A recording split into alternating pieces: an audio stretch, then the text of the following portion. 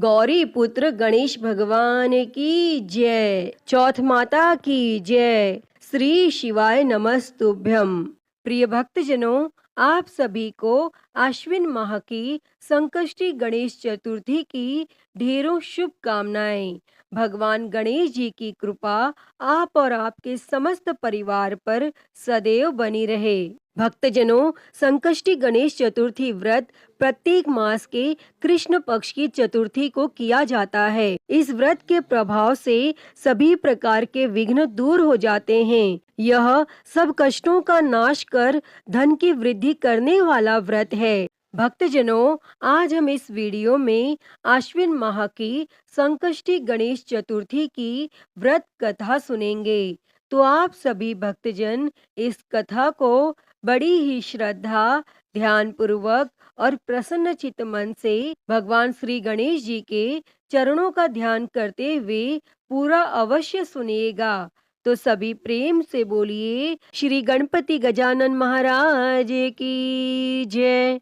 सर्व देवी देवता की जय। एक समय की बात है जब धर्मराज युधिष्ठिर ने भगवान श्री कृष्ण से कहा, हे प्रभु, आश्विन माह के कृष्ण पक्ष को आने वाली संकट चतुर्थी को किस गणेश की पूजा की जाती है, उनका किस प्रकार पूजन किया जाता है, आप मुझे विस्तार पूर्वक बताइए, मैं जानने को उत्सुक हूँ।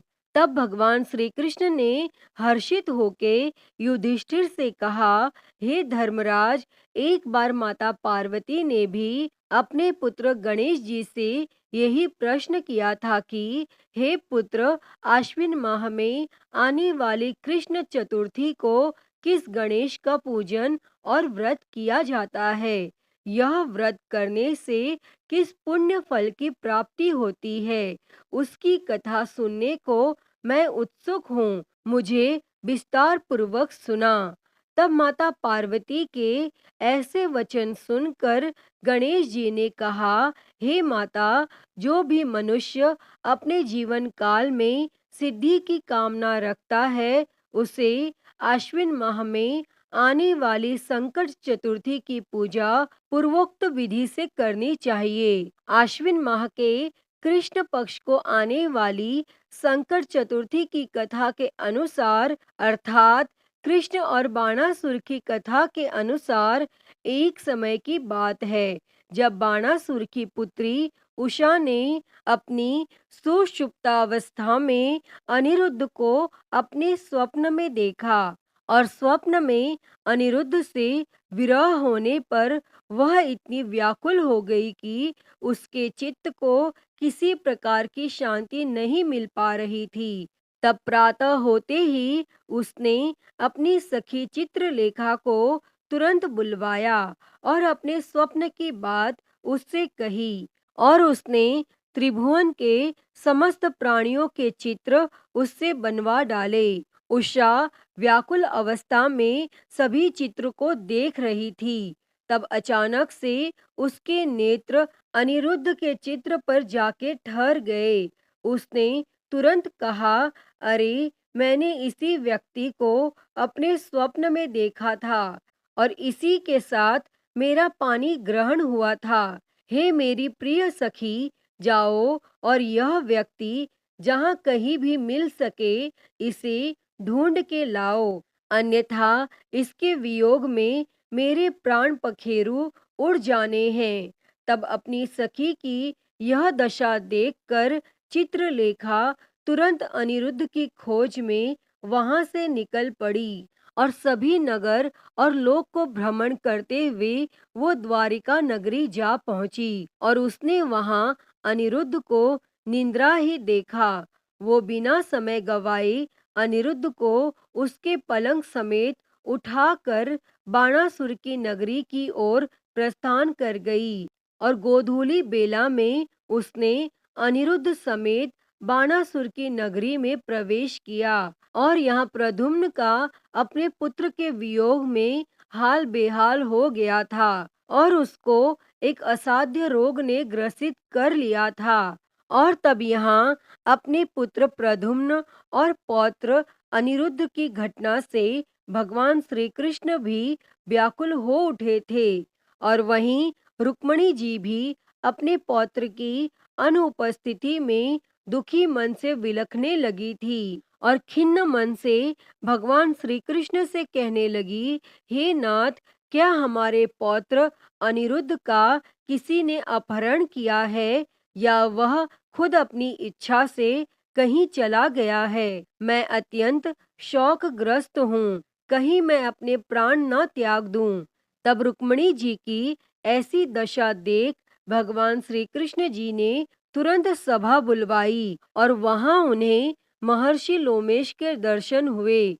उन्होंने महर्षि लोमेश को प्रणाम किया और आदर सत्कार से स्थान दिया और उन्हें वहां घटित हुई पूरी घटना विस्तार से कह सुनाई। तब भगवान श्री कृष्ण जी व्याकुल मन से महर्षि लोमेश से कहने लगे, हे मुनि श्रेष्ठ, हमारा पौत्र अनिरुद्ध कहाँ चला गया है? कहीं उसका अपहरण तो नहीं हो गया या कहीं वह स्वयं ही तो कहीं नहीं चला गया? आखिर कौन उसे लेकर चला गया है, यह मैं नहीं जानता हूँ। और यहाँ पूरी द्वारिका नगरी में शोक की आंधी छाई हुई है। उसकी माता अपने पुत्र वियोग में अत्यंत दुखी है।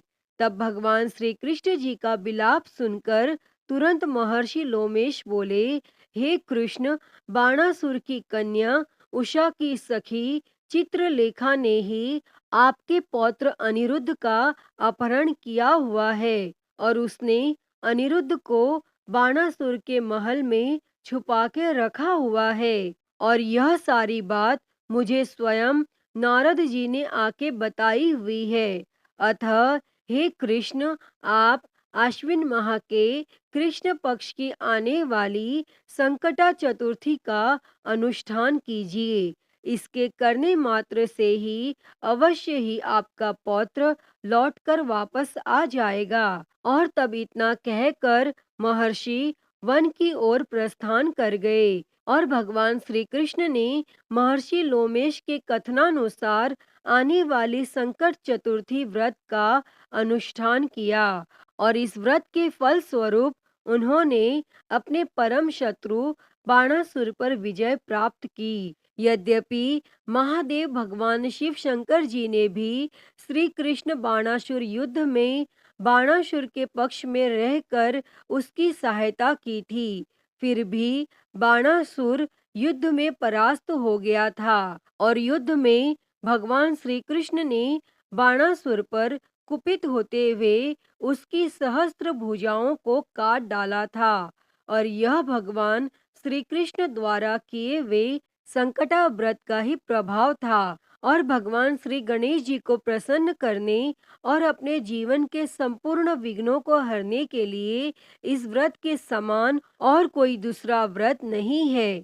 तब भगवान श्री कृष्ण कहते हैं, हे कुंती नंदन, आपके मार्ग में आने वाली समग्र विपत्तियों के नाश के लिए आश्विन माह के कृष्ण पक्ष को आने वाली संकष्टी चतुर्थी व्रत के पर्यायी और कोई व्रत नहीं है। अतः इस व्रत को हर कोई मनुष्य को अवश्य करना चाहिए। इसके प्रभाव मात्र से आप अपने शत्रुओं पर विजय प्राप्त करेंगे एवं राज्याधिकारी भी बनेंगे।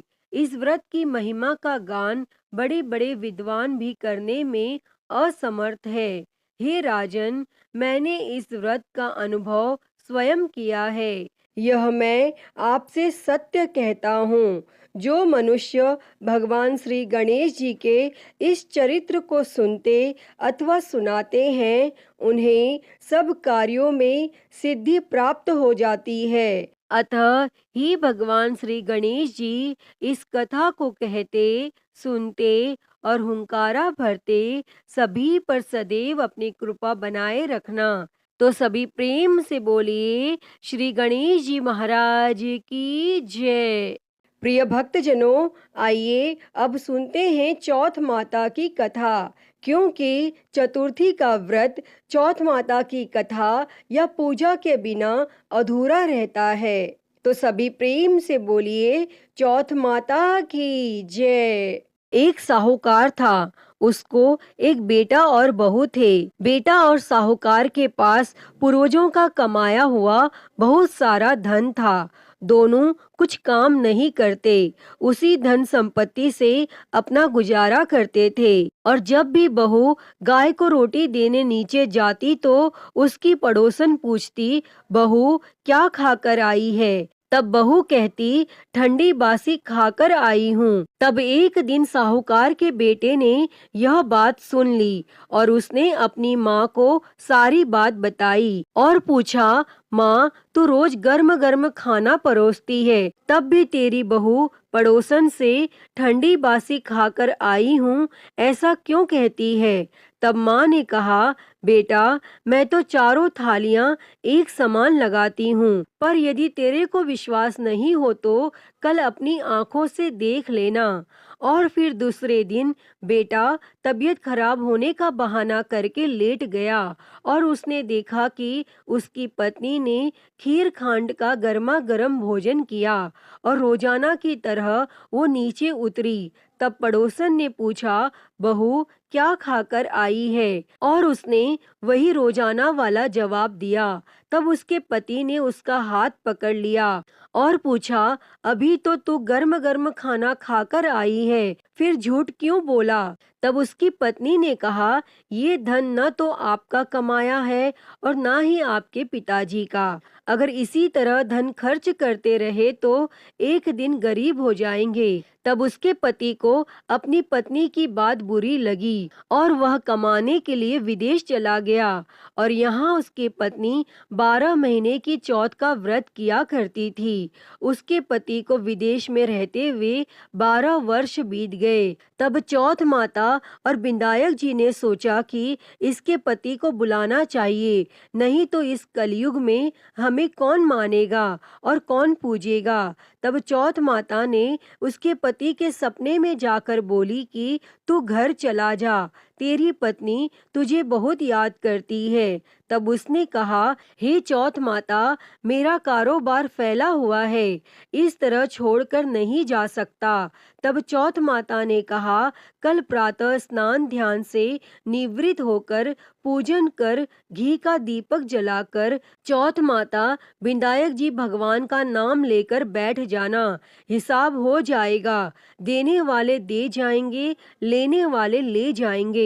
और उसने सुबह उठकर वैसा ही किया और उसका सारा कारोबार एक दिन में ही सिमट गया। और फिर जब वह घर जा रहा था तो रास्ते में एक सांप जलने के लिए जाता हुआ मिला। तब उसने सोचा सांप जल जाएगा और उसने सांप को सिसकार दिया। तभी सांप ने कहा, हे पापी दुष्ट, मैं तो अपनी सर्प योनि से मुक्ति पाने जा रहा था, लेकिन तूने मुझे सिसकार दिया, इसीलिए मैं तुझे डसूंगा। तब वह लड़का बोला, हे सर्पराज, तुम मुझे अवश्य डस लेना, बस मैं एक बार अपनी माँ यम पत्नी से मिलना चाहता हूँ। आप कल रात मुझे डस लेना, मैं आपको वचन देता हूँ। और जब पति घर आया तो बहुत उदास था। माँ और पत्नी से मिला और अपने कमरे में जाकर सो गया। तब पत्नी के पूछने पर उसने सारी घटना बता दी और उसकी पत्नी बहुत चतुर थी। उसने पहली सीढ़ी पर दूध का कटोरा रख दिया, दूसरी पर बालू मिट्टी बिछा दी, तीसरी पर फूल की पंखुड़ियां बिखेर दी, चौथी पर इत्र छिड़क दिया, पांचवी पर गुलाल बिछा दी, छठी पर मिठाई रख दी और सातवीं पर सत्तू डाल दिया और अपनी चोटी नीचे लटकाकर कमरे का दरवाजा खुला छोड़कर सो गई। और तब सांप आया, उसने दूध पिया, बालों में किलोर कर बोला, साहूकार के बेटे, तूने सुख तो बहुत दिया, पर वचनों से बंधा हूँ, डसूंगा अवश्य। और सातों सीढ़ियों पर उसने ऐसा ही कहा। और जैसे ही वो डसने लगा तब चौथ माता और बिंदायक जी ढाल और तलवार बन गए और सांप के 4 टुकड़े कर दिए। तब सीढ़ियों पर खून ही खून हो गया और सांप की पूंछ का एक टुकड़ा लड़के की जूती में गिर गया। तब उसने सोचा कि जब यह अपनी जूती पहनेगा तब डस लूंगा। और उसकी पत्नी प्रतिदिन चींटियों को आटा खिलाती थी। तब चींटियों ने सोचा कि इसकी पत्नी हमें हमेशा शक्कर आटा खिलाती है, इसलिए इसकी रक्षा करनी चाहिए। और सभी चींटियों ने मिलकर उसकी पूंछ को खोखला कर दिया और जैसे ही सुबह हुई वहां खून ही खून था। और माँ यह सब देखकर रोने लगी। उसने सोचा मेरे बेटे बहू को किसी ने मार दिया है। तब माँ की आवाज सुनकर बेटा उठा और बोला, माँ, हमारा बेरी दुश्मन मरा है। और पूछने लगा कि मेरे पीछे से किसी ने धर्म पुण्य किया था क्या? तब माँ बोली, मैंने तो कुछ नहीं किया। और पत्नी से पूछा तो पत्नी ने कहा, मैं 12 महीने की चौथ माता का व्रत करती हूँ, इसलिए चौथ माता विनायक जी भगवान ने हमारी रक्षा करी है। तब सासू जी बोली, मैं इसको 4 समय खाना देती थी, तो फिर इसने चौथ का व्रत कब किया? तब बहू बोली, एक समय का खाना गाय को खिलाती थी, एक समय का ब्राह्मणी को देती थी, एक समय का जमीन में गाड़ देती और एक समय का चौथ का पूजन कर चांद को अर्घ देकर मैं स्वयं खाती थी। यदि विश्वास नहीं हो तो पूछ लो। और जब गाय माता से पूछा गया तो गाय के मुंह से पलाश के फूल गिरने लगे। और ब्राह्मणी से पूछा तो उसने हामी भर ली और जमीन खोदकर देखा तो सोने के चक्र मिले। तब उसने सारी नगरी में कहलवा दिया, सब कोई चौथ माता का व्रत करें। व्रत करने से अन्न, धन, लाज, लक्ष्मी, संतान की प्राप्ति होती है। जैसी जिसकी मनोकामना होती है, चौथ माता उसे अवश्य पूर्ण करती हैं। अतः हे चौथ माता, जैसे आपने बहू के पति की रक्षा करी, वैसे ही इस कथा को कहते, सुनते और हुंकारा भरते सभी की करना। तो सभी प्रेम से बोलिए, चौथ माता की जय। प्रिय भक्तजनों, आइए अब सुनते हैं सभी मनोकामनाओं को पूरी करने वाली अगली कथा। एक नगर में एक बूढ़ी माँ रहती थी। वह अपने बेटे की सलामती के लिए 12 महीनों की चौथ का व्रत करती थी। हर चौथ को पंसारी से थोड़ा सा गुड़ और घी लाकर 4 लड्डू बनाती, एक बेटे को देती, एक से पूजा करती, एक हथकार के लिए निकालती और एक चांद उगने पर खुद खा लेती। एक बार उसका बेटा ताई से मिलने गया और ताई ने चौथ का व्रत रखा था और ताई से उसने पूछा, माँ तो 12 चौथ करती है। ताई बोली, तेरी माँ तेरी कमाई से तरमाल खाने के लिए 12 चौथ करती है। तू परदेश जाए तो वह एक भी चौथ नहीं करेगी। तब लड़के को लगा ताई सच कह रही है और घर आकर उसने अपनी माँ से कहा, मैं परदेश जा रहा हूँ और यहाँ तू मेरी कमाई खाने पीने में उड़ा देती है। तब माँ ने समझाकर रोकना चाहा, पर बेटा नहीं माना और माँ ने उसे साथ ले जाने के लिए चौथ माता के आंखें दिए और कहा, मुसीबत में यह आंखें तेरी मदद करेंगे। और वह आंखें लेकर रवाना हो गया और घूमते हुए एक नगर में पहुंचा। उसने देखा एक बूढ़ी माँ रोती जा रही थी और पुआ बनाते जा रही थी। उसने कारण पूछा तो बूढ़ी माँ ने कहा, बेटा, इस नगर की पहाड़ी पर एक दैत्य रहता है। पहले वह नगर में आकर कई लोगों को खाने के लिए मार देता था और अब राजा हर घर से एक आदमी दैत्य के पास भेज देता है। और आज मेरे बेटे की बारी है, इसीलिए रो रही हूँ और उसी के लिए पुए बना रही हूँ। तब वह बोला, तू पुए मुझे खिला दे, तेरे बेटे की जगह मैं चला जाता हूँ। तब बूढ़ी माँ ने खीर पुए उसे खिला दिए और खा पीकर वह सो गया। और रात को राजा के सैनिक आए तो बूढ़ी माँ ने उसे भेज दिया और दैत्य के सामने पहुँचने पर उसने चौथ माता के आंखें दैत्य की तरफ फेंक कर कहा, हे चौथ माता, यदि मेरी माँ मेरी सलामती के लिए व्रत करती है तो दैत्य का सिर कटकर गिर जाए। और तुरंत दैत्य का सिर कट गया और वह लड़का वापस आ गया। तब राजा ने उसे उपहार देकर विदा किया और चलते हुए एक दूसरे राजा के नगर में पहुंचा। और इस नगर में आवा तभी पकता था जब एक इंसान की बलि दी जाती थी और सिपाहियों ने उसे पकड़कर आवे में चुन दिया। लड़के ने आंखें आवे में डाले और कहा, हे चौथ माता, यदि मेरी माँ मेरे लिए व्रत करती है तो आवा मेरी बलि लिए बिना ही झट से पक जाए। और आवा तुरंत पक गया। आवे में से मिट्टी की जगह सोने चांदी के बर्तन निकले। अंदर से लड़का बोला, बर्तन धीरे धीरे निकालना, मुझे लग नहीं जाए। तब राजा ने उसे निकलवाया और पूछा, इस आवे से तुम बच कैसे गए? तब लड़के ने बताया कि उसकी माँ चौथ माता का व्रत करती है और व्रत के कारण ही वह बच पाया। लेकिन राजा को विश्वास नहीं हुआ और उसने एक चांदी की सुराही मंगवाई और कहा कि सुराही की नली से निकल कर दिखाओ, तभी मुझे विश्वास होगा। और तब लड़के ने चौथ माता को याद करके आंखें सुराही में डाली और कहा, मैं भौरा बनूं, सुराही से निकलूं। और लड़का भौरा बनकर सुराही से निकल गया। तब राजा ने खुश होकर राजकुमारी की शादी उसके साथ करवाई और सभी लोगों को चौथ माता का व्रत करने को कहा। तब उसे अपनी माँ की याद आई और उसने राजा के पास जाकर खुद के नगर जाने की इच्छा जाहिर की। तब राजा ने रथ, घोड़ा, हाथी और खूब सारा धन दहेज देकर उन्हें विदा किया और चौथ के दिन अपने नगर पहुंचा। वह अकेला पंसारी के यहाँ माँ का इंतजार करने लगा। सोचा, चौथ है तो माँ यहाँ जरूर आएगी। और थोड़ी देर बाद लकड़ी टेकती हुई माँ आती दिखी। उसकी माँ की आंखों में जाले आने के कारण दिखना कम हो गया था और लड़के ने जानबूझकर अपना पैर लकड़ी के आगे लगा दिया। कहने लगा, बल रे पूत, कांटे मेरे पैर में लगा दी। लेकिन माँ ने उसे नहीं पहचाना। कहने लगी, भैया, मुझे चाहे कितनी गाली निकालो पर मेरे बेटे को कुछ मत कहना। तब बेटा माँ के चरणों में गिर पड़ा। कहा, माँ, मैं तेरा ही बेटा हूँ, मुझे माफ कर दो। तब माँ ने उसे गले लगा लिया और नगर के लोगों ने विश्वास नहीं किया कि वह उसी का बेटा है।